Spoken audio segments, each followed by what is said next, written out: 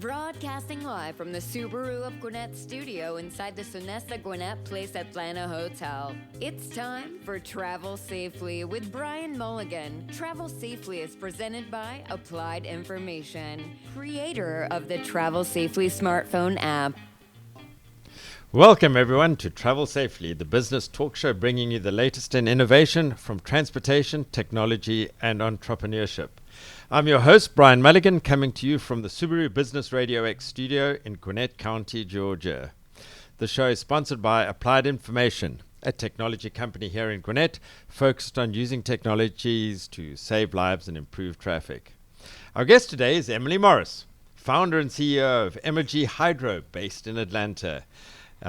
Emrgy Hydro is a tech innovator whose modular turbines harness the power of water as a clean, distributed energy source. Welcome, Emily, to the show.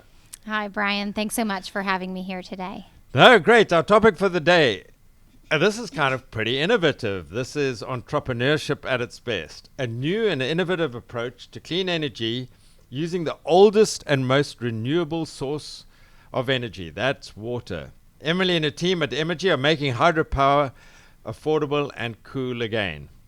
So let's find out more. Let's start with the Emily Morris story. So Sure. How on earth did you end up in Georgia as an entrepreneur to saying, waking up one morning and say, I'm going to start a hydropower company? Yeah, that's a great question. Actually, I, as a, say, 5'4" young female, I get that question a lot in a primarily male-dominated industry. How did I end up in hydropower? I started my career in the engineering world and have worked on teams of engineers to build new technology innovations, really my whole career.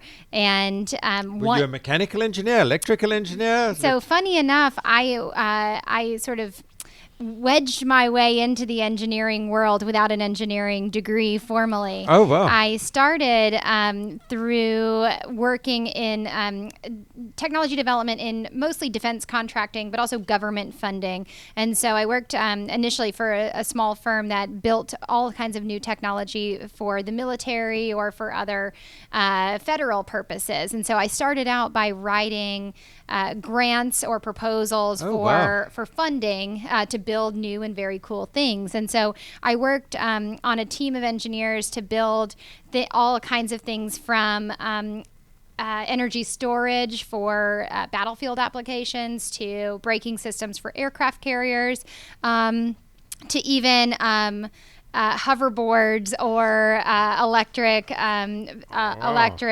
transportation as well. And so this technology, Emrgy's technology, actually was born there, and it was initially funded by the U.S. Office of Naval Research as a technology that would be well suited for the U.S. Navy.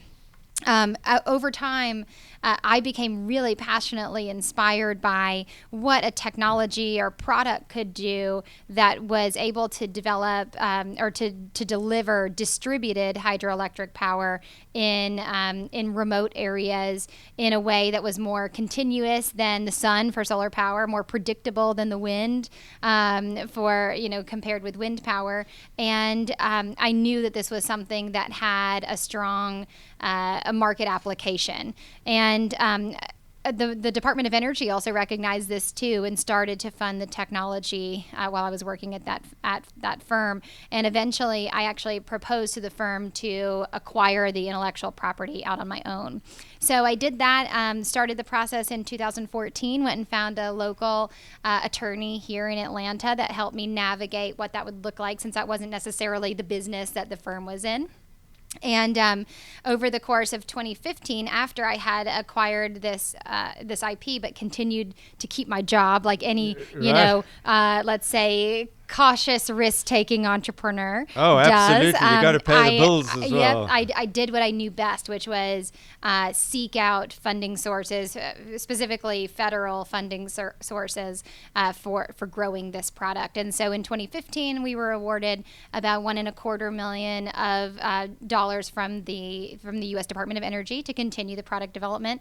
And that was really the push I needed to come over full time, start building a team, really vet the technology, study for market, define the market applications, and start seeking out pilot opportunities. So over the course of, let's say, 15 till now, here in 2019, we've been able to complete 3 pilot scale and then ultimately a full scale implementation of our product here in the U.S., with our flagship installation being a 100 kilowatt 10 module hydropower array, so to speak, Right. In Denver, Colorado. Oh, yes. That is an energy asset of the city of Denver and their water authority there.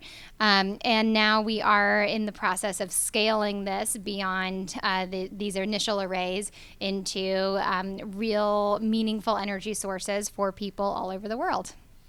I mean, that's a great story. I mean, we can take this discussion in all kinds of ways. I mean, Sure. one of the things that's hard for an entrepreneur, and I've been a serial entrepreneur all my life, is the business of actually.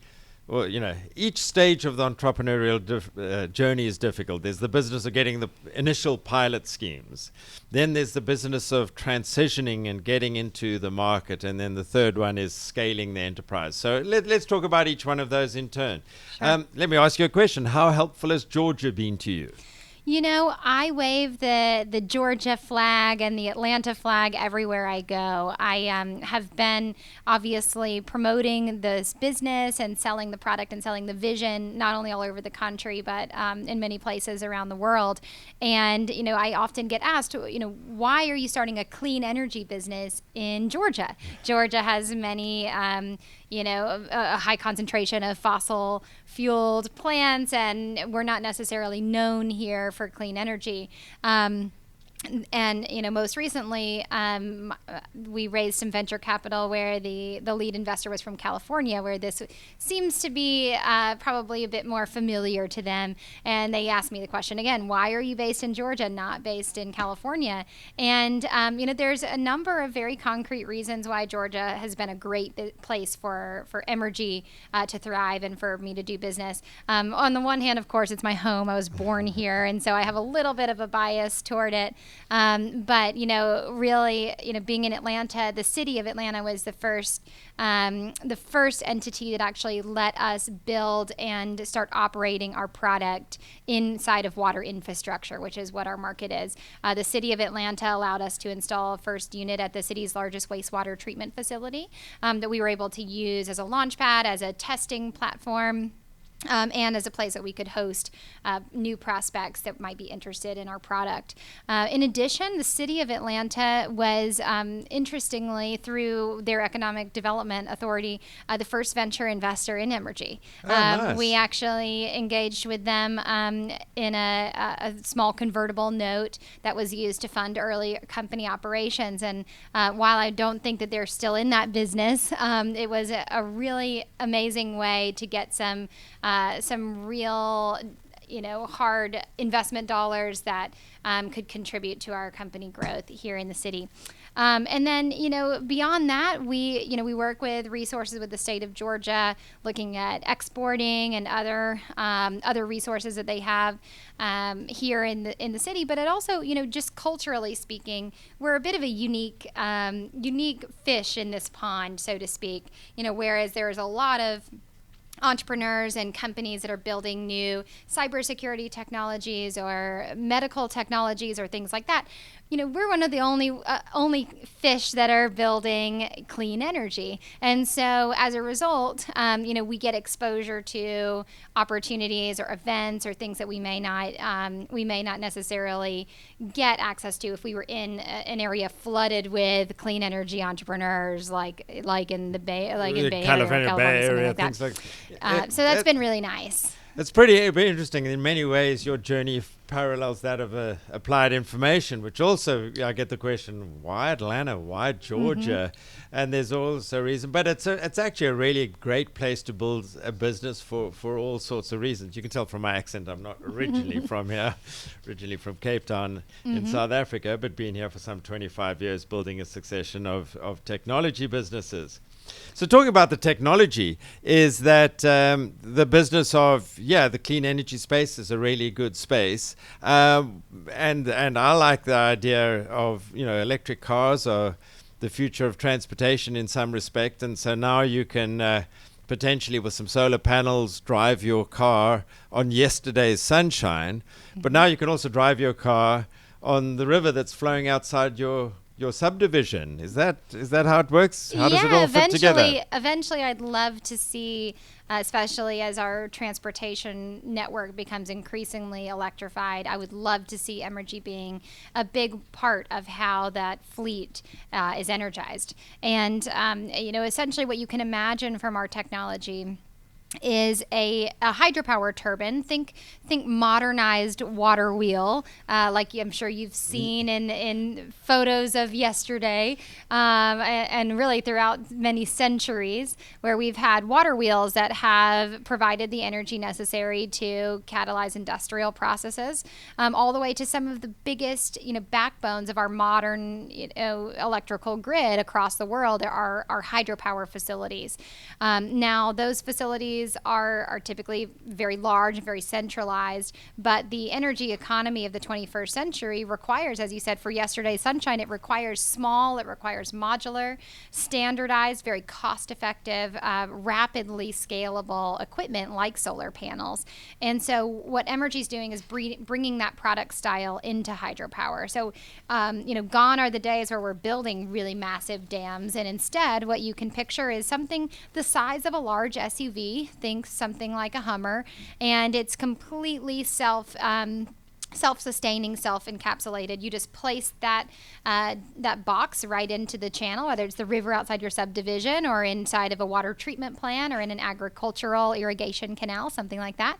And as water flows through that box, it activates the modernized water wheel or the spinning turbine that generates electric power. And one of these SUV-sized pieces of equipment, it costs about the same as an SUV, about $40,000 to $50,000 a piece, right. And it generates the energy equivalents of about 7 to 8 U.S. homes. And so, you could share one, so to speak, with your neighbors in your subdivision. Now, that's also, I want to be clear that that's for us energy hogging Americans. If you took these back to your hometown in Cape Town, or in many places in Europe where they're much more energy efficient, or in the developing world. Yeah, it could be up to 100 electrified homes in India on one of these modules. And so the way we deploy them is similar to solar in that we do fields of them or arrays down the stream. And so you can imagine, one after the next, being able to electrify, whole communities, villages, or eventually, towns as well. Well, fantastic. Well, after the break, I think we're going to talk about access to market and how you go from where you are to covering the world in these things. But let's talk about after the break, and let's go to 30 Seconds with Sarah.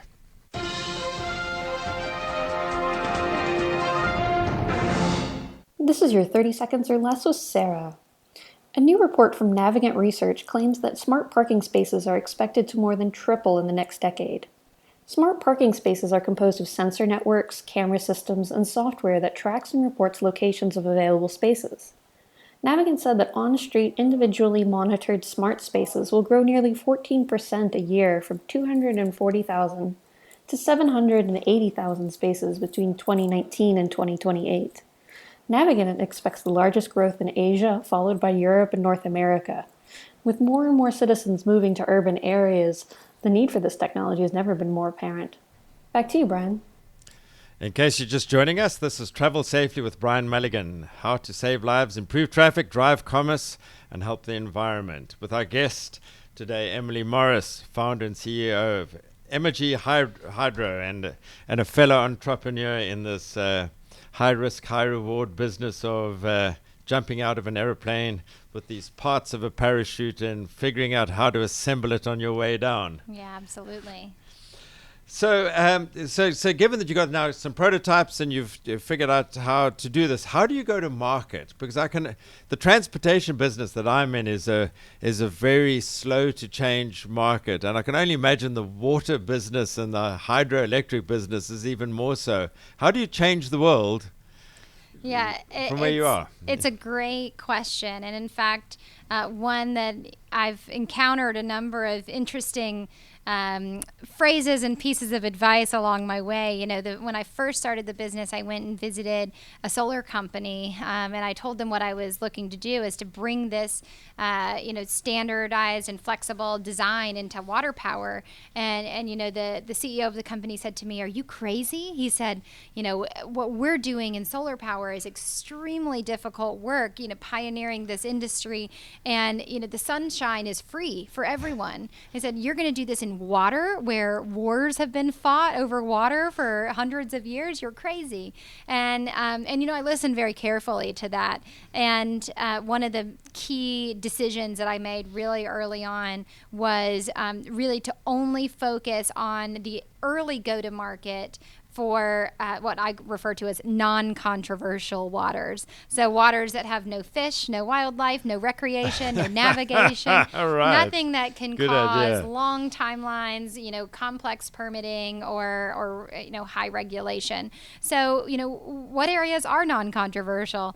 This would mainly be water infrastructure. So waters that are already defined for some purpose. So water treatment plants, that's where we installed our very first pilot here in Atlanta with the city, as well as water conveyance. And so whereas it's not so common here in the Southeast to convey water on the surface, instead we have a lot of groundwater. In the 16 western U.S. states, there are thousands of miles, tens of thousands of miles of water conveyance networks where water is used for irrigation purposes or municipal purposes or otherwise. And when you look out globally, our neighbors to the south in Mexico, one of my colleagues was there earlier this week, where they have 46,000 kilometers of surface water transport for, especially in arid places. Being able to move water is very, very Great important. point. I hadn't actually thought of that. There are all these channelized, water conveyances. You put them carrying water from one place to another. Well, you may as well pick up the energy on the way. Exactly. And in fact, conveying that water can be very energy intensive if you have to Lift it, yeah. Yeah, if you have to lift it over different elevation changes. And so being able to not only make that process more efficient, but also to be able to initially go to market, get access with very quick decision-making processes with singular owners. I mean, from one entrepreneur to another, that you want to start selling your product in an area where you have low-hanging fruit, Right. or places where you can get in quickly. And so that's our initial defined market. Could this eventually be used for the river outside your subdivision? I certainly hope so. But today, if there is any sign of environmental protection or fish or wildlife, we don't target those areas today. Do you go to market through distributors, or who actually sells into this market? I'm sort of trying to think about if I wanted to sell one of your devices into a certain channel, I wouldn't know where to start. How do you start that process? Yeah, great question. So, of course, our little team has a business development department, and we do direct sales to these agricultural municipal owners here in the U.S. Although, of course, we all know startups are tough enough with our little teams. How do you make an impact on the world with such a small team? And so partnerships is the way to do that, through distributor partnerships that would be over local geographies, or through more globally focused partnerships. So in July, we just announced a global partnership with GE Renewable Energy. Oh, fantastic. They will be now selling this product in 4 countries outside the U.S., as well as manufacturing these turbines for all of our projects here in the U.S. and abroad. And so we believe that from a scalability perspective, partnerships are key, so that way our customers can rest assured in the quality and the manufacturing expertise that comes from a partner like GE, whereas we also have the ability now to ship anywhere in the world. And so whether they're actually sold by an affiliate of Emrgy or GE, we're open to a number of opportunities to work in local areas to get this product out to an energy hungry society. Wow, that's one thing that shows no sign of abating, is our energy hungry society. And so the business of having the right product at the right time, I often say that the technology business is actually a fashion industry, much more allied to Gucci and whatever it is than it is to the underlying technology, because you have to have the technology at the right time. And you seem to be sweetly placed for that. Well, it's an excellent analogy. I love that, and it really has a lot of meaning here at Emrgy as well, because people say, well, hydropower has existed for centuries. Of course, you're not the first person to think that we should be able to do hydropower in a distributed way, and that's absolutely right. I knew I wasn't the first person to ever think of hydropower without building a dam. But from a timing perspective, the distributed grid had not been set up yet until solar power and wind power really had the billions of dollars of investment to create that grid. And also a lot of the enabling components within that grid, smart inverter systems, energy storage, other types of, switch gear or other distributed sized equipment that didn't exist before then. And so without those, this distributed hydropower portfolio also couldn't exist. And so we're able to stand on the shoulders of what they've been able to develop, as well as the mindset that distributed energy is the future, and that we do need to have local energy sources and not just get it from the transmission side. Because a huge, with this hurricane that's just come through, the huge business of resilience. Yes. And distributed energy sources again have become into focus, that when you make a very brittle grid with only one power plant and all these transmission lines, and the power plant goes down for whatever reason, it all gets pretty difficult. Yeah, unfortunately, in a case like hurricanes, it has really shown us in the last couple of years really how it gets to be a human issue as well, that losing the access to power that you've had can have detrimental effects on the quality of life. And so, whereas, of course, we're in the for-profit business and we are looking to scale this in a way that makes really good business sense, you can't help but think about the aspect of what kind of what other kinds of services that having access to power enables for those that don't have it or lose it for one reason or another. Oh, fantastic. Well, thank you, Emily, and thanks to you all for listening to Travel Safely, brought to you by Applied Information, the show about transportation technology, innovation, and entrepreneurship. Today we've been talking about reinventing one of the oldest ways to generate electric energy, hydropower. We've been talking with Emily Morris, founder and CEO of Emrgy Hydro, using micro hydropower to create clean and reliable energy sources for the grid. So Emily, thanks for joining me on the show today. Thank you so much for having me. Until next time, this is Bryan Mulligan signing off from Business Radio X, and travel safely.